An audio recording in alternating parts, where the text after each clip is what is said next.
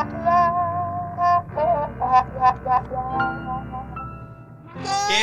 to your quickie. Get to your quickie sode. Fresh, hot off the grill, quickies. I just had a picture of you like dressed in a Victorian newsboy being like, quickie, and then just a whole bunch of sex workers lined up against the fence. Get them while they're hot. Hello. Hello all, my lovely, innocent, dear readers. Sorry for hosting Ghosts of Boyfriends Past. I'm Thomas Harris. Elizabeth Best is rubbing her eyes across from me. Yep. Welcome to a quick episode of Ghosts of Boyfriends Past, yada, yada, yada. Liz, I was reading Women's Health. Were you? Well done, you. I read it for the porn. Okay. And I found this... Yep. I found this article, and they've come up with, apparently they've consulted a psychologist on this, so it's... Just one? Okay, so cool. it's quite hoity-toity. And they've come up with 150 best questions to ask on a first date. And I want to get your sort of input on If that. someone asked me 150 questions on a date, I'd be like, I'm out. This is not the Inquisition. I don't think they're angling at asking 150, but they've ranked them, and I want That's kind of good though, because a lot of people are like, "Fuck, what do we do?" Like, they go with, "What do you do for work?" And everyone hates their job. Why do you want to talk about that? This is my endeavor. I want your thoughts, great. opinions, feedback. Shoot. Number 1 on their list. So this is meant to be the best. Is it like ranked, properly ranked? This says number 1 next to it, and I'm not quite sure. Maybe it's just in no particular order. Maybe, but for number 1, okay, they've gone for, what made you interested in going out with me? I feel like that's a bit like, let's talk about me. Which I do on my days. Yeah, I don't mind it. Like, I would probably word it in what were you interested? What in my profile jumped out at you or something like that. Yeah, I think the a reasoning they're hinting at is like, rather than saying like, do you? Well, it's finding the commonality, like the what did you like about me? What, like, you know, if someone just goes tits, then you're like, okay, bye. Unless that's what you want, in which case you're like, let's just go home then. Fuck paying for dinner. I think it's more open ended than just sort of like, do you like me? Because depending on how you met, you're this on your profile attracted me about, or the way you were trying to figure out what to order at the coffee shop we met in. Like it could actually be quite a cute story to tell if you know, like you had a meet cute and they're like, so what made you get the courage to ask me out? Like, that's a kind of cute story. Yeah, I buy that. I would reword it slightly, but I like where they're going. All right. Number 2, I think we've championed before. Number 2, what are you looking for? Yes, absolutely. Absolutely. That is just the basics of communication. You should know this before you start dating. Yeah. It should be informing your dating profiles when how you're looking for people. But if this is like a real world date, yes, like if this isn't in an app and you haven't already read the app that it says I'm looking for this, that, and the other. First date.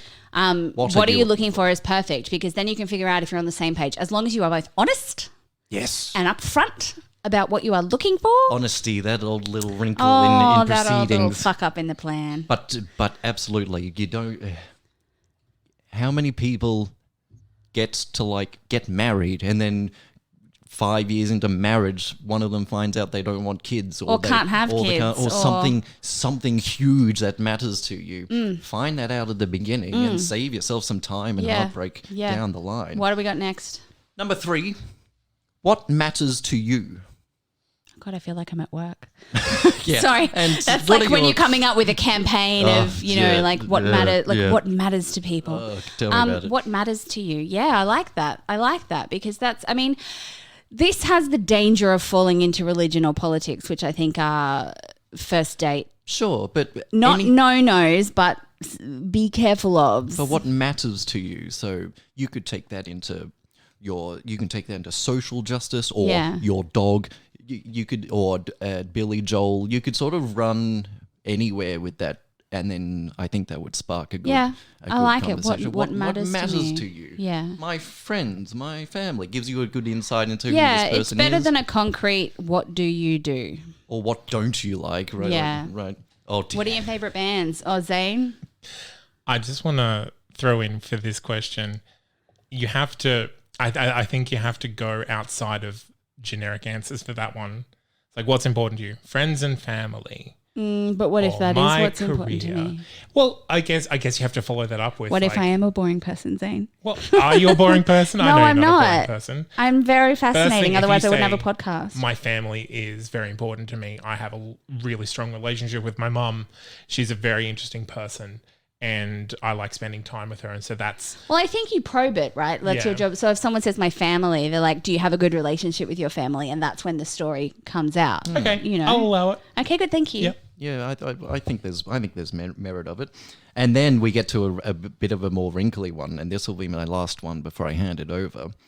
Number 4 is when you think of recent big political events. No, I'm out. I quit. Is there something that stands out to you? So they're not sort of asking for opinion, but they're saying recently big political events. Is there something that stands out to you? And that's meant to sort of. I can't do that on a first date. I will gladly. First date? On a second or a third, I will talk about politics or what you're into to kind of delve deeper. But if you are talking and getting me real cranky on my first date, it's not going to be a nice memory for me. Like, even if we're passionate about the same things, we're still getting angry about the way the world is because no one's going to be happy about the way politics are going. Can I interject that maybe they are? I don't know. Political discussion doesn't have to be fire and brimstone at all times. It can be like you can quietly defend your counter argument to both of those things. Sure, please have it. Yeah.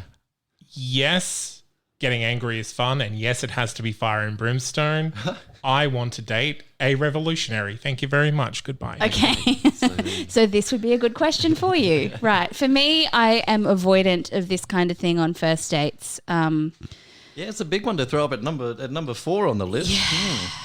All right. So a mixed bag in I'd like to go through more of those. I think we keep that story in our back pocket to kind of go through more of them on future minisodes. Tear it apart. Keep that in your notes app or wherever you keep it. Elizabeth, to you.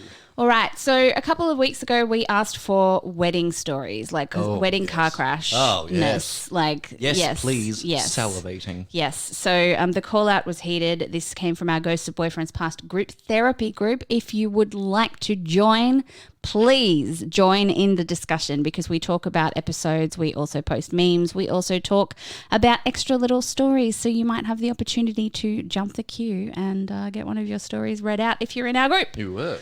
So, some hectic wedding stories, all from my own, but here is one just for fun. My husband has 3 sisters, all of whom got married before we did. I had only been to one of the weddings. The other 2 were prior to me meeting my husband. When we announced that we were getting married, one of his sisters pulled me aside and gave me the best advice ever.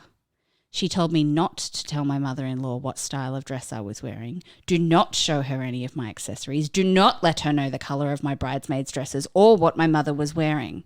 Strange advice, I thought at the time, but I found out why.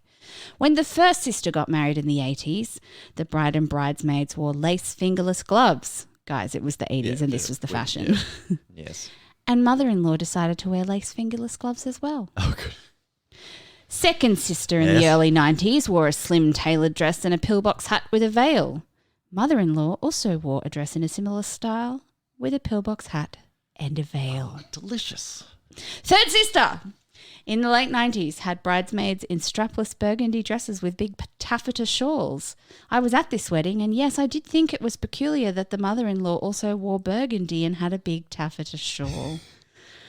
Our wedding was in the early 2000s. Mother-in-law kept asking what my dress was like and what the bridesmaids were wearing. She wanted to know what colour my mum would be wearing. I kept saying I wanted it to be a surprise about my bridal party, and I straight up lied that my mum was going to wear a dark red. She wasn't. She wore a mushroom beige colour. Mother-in-law came in the same burgundy dress as Sister 3's wedding, and Sister 3 got upset about it for some reason. I didn't care. And she kept saying that as I didn't tell her what to wear to match, she just hadn't been sure. I wore silver. Bridesmaids were in 3 different colours, pale blue, pale pink and lavender. The photos are hilarious as mother-in-law looks decidedly unhappy that she didn't match anyone in the bridal party, and the informant sister is still my favourite in-law. Delicious stuff. Wonderfully tasty, Yes. Wonderful. Wedding snappy- stories, we love them. We salivate over them. They're perfect as long as they're not our own. That's Please write in if you've got any more juicy, exciting wedding stories I love this. the sister-in-law. Well done. Coming to That is the best. If you are in a situation where someone is about to marry into your family and you feel that there is important advice that those people need to know before the wedding, be the informant. Let's all be that informant sister. Fabulous, fabulous work. If you want to write in any of your stories or any of your opinions on the first date questions that we're reading out in this article, ghostsofboyfriendspast@gmail.com or join Ghosts of Boyfriends Past group therapy. And if you haven't written a review and you've been listening for a while, why not? Because that hurts our feelings. No, it doesn't hurt our feelings, but it'd be really nice if you did because it's super, super helpful. It helps people find the podcast. It's one of those things where it costs you nothing to do and it helps us immeasurably. So if you write us a 5-star review, we'll read it out on air. I'm going to do it. In the next month, anyone who writes us a 5-star review, you can even write a 5-star review and put something you want to promote in there. I'll allow it as long as it's legal. I like it. As long as it's legal. Plug City. Let's we will. do it. If you put 5 stars in there, I will read it out on air as long as it's legal. All right? All right. Got it? Good. Thanks so much for joining us and we'll see you next week for another episode. Yeah.